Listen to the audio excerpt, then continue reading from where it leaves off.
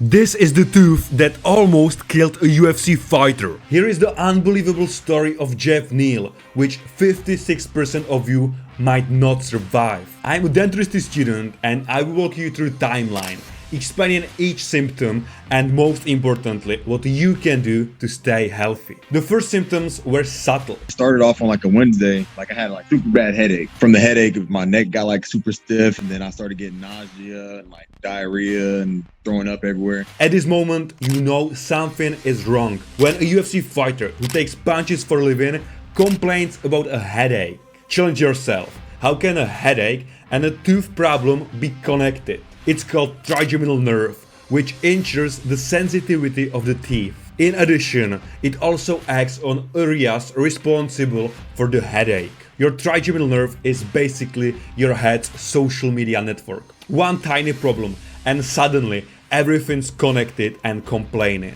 Study from 23 revealed that 1 in 2 adults are suffering the pain of tooth sensitivity that significantly impacts their quality of life. With Jeff Neal's neck stiffness, it is slightly more complicated, but just slightly, because the source of pain could be multifactorial. Firstly, a bad tooth can alter your bite, leading to strain on the temporomandibular joint. This joint connects your jaw to your skull, and when it's irritated, it can cause headaches and stiffness in the neck due to neck muscle imbalances. Your jaw joint is basically that one high maintenance friend. When he's unhappy, everyone knows about it. With this imbalance goes hand in hand second factor. If you have a dental pain, you may unconsciously change your posture while chewing, simply to avoid the pain. Pause now and guess what could be the outcome. Over time, this will strain the muscles in your neck and shoulders, leading to stiffness and headaches. Your jaw is a tag team. If one side struggles, the other suffers. However, after the initial symptoms, the danger zone appeared. Pause now. What would you do if you had severe headache, stiff neck and nausea?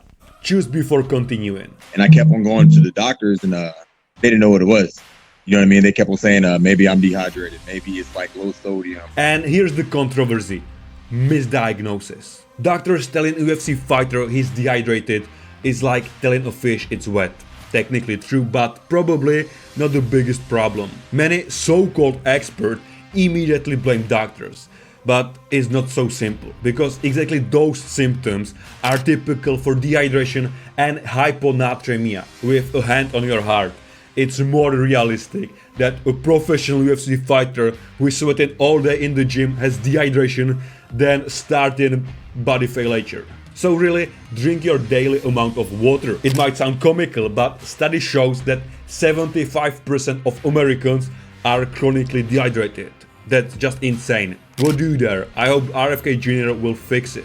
Now you might be thinking, just drink water and dehydration is solved. Yet, here's the biggest paradox I've learned in recent months. And I couldn't drink water. Like anytime I would drink water, I would throw up. It's like nature's cruel joke. You need water, but water says not today. But why is it? We got to go a little bit deeper into biochemistry and electrolyte imbalance. Low potassium and sodium disrupt muscle and nerve function that controls digestion, leading to nausea and vomiting. And when you drink a lot of water, you even lower the electrolyte concentration. Very easily, when you are in lack of ions, your muscles don't work properly, and it leads to vomiting. It's like trying to run a smartphone with a dead battery. Without the right electrical charge, ions, your body system starts shutting down and hitting the emergency eject button, vomiting. But the question remains, how to cure it? In this situation, rehydration becomes more challenging than just drinking water, but still possible with the right approach. First, stop drinking large amounts at once. If you drink too much water too quickly, your stomach will push it right back out. Your stomach's like an old Windows PC in this situation.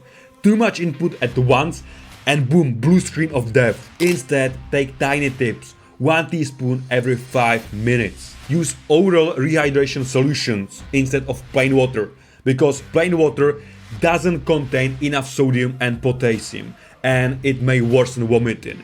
Best solutions are the one by WHO, and the second one, you can do it At home, you need water, salt, sugar. Congrats, you just made a medical grade Gatorade on a budget.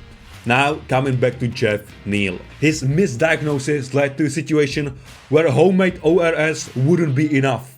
I went septic. I went to a septic shock. So there was whatever infection I had went to my bloodstream, and then that's pretty much what the outcome was. Okay, a lot of points and information. So, what's the septic shock? Simply, it's a condition when bacteria, viruses, or fungi enter the bloodstream and it goes across your whole body. Pause now and guess what can happen when such things, such as bacteria, enter your bloodstream and goes through your whole body. 2020 study suggests that the overall mortality rate of septic shock ranges from 15 to 56%, which makes Jeff Neal very lucky. And here's the number from the beginning of the video. However, early detection and intense treatment with antibiotics, intravenous fluids, and vasopressors can improve outcomes, such as what happened with Jeff Neal. Okay, but how is the headache, the vomiting, the low blood pressure, or the septic shock connected to bad teeth? This is a more complex topic, but I will try to put it simply. Dental abscesses, periodontitis, and severe cavities, which are all some types of inflammation in your mouth, can harbor bacteria that, if left untreated, may enter the bloodstream. A dental abscess becoming sepsis is like a brilliant fighter working their way up to title shot. Starts local, goes global. And that's the problem. This condition, known as bacteremia, can lead to sepsis if the immune system fails. Bacteria sneaking from your teeth to your bloodstream is like letting raccoon into your house. It starts in one room and suddenly your whole place is trashed. Okay, is there any prevention? I bet you all have it. It's called a toothbrush. Listen, I know what you are thinking. A toothbrush isn't exactly a superhero cape. It won't cure septic shock or fix your blood pressure. But here's the plot twist. That humble little brush sitting in your bathroom is like having a bouncer at the club of your mouth, keeping the bad guys out before they can start any trouble.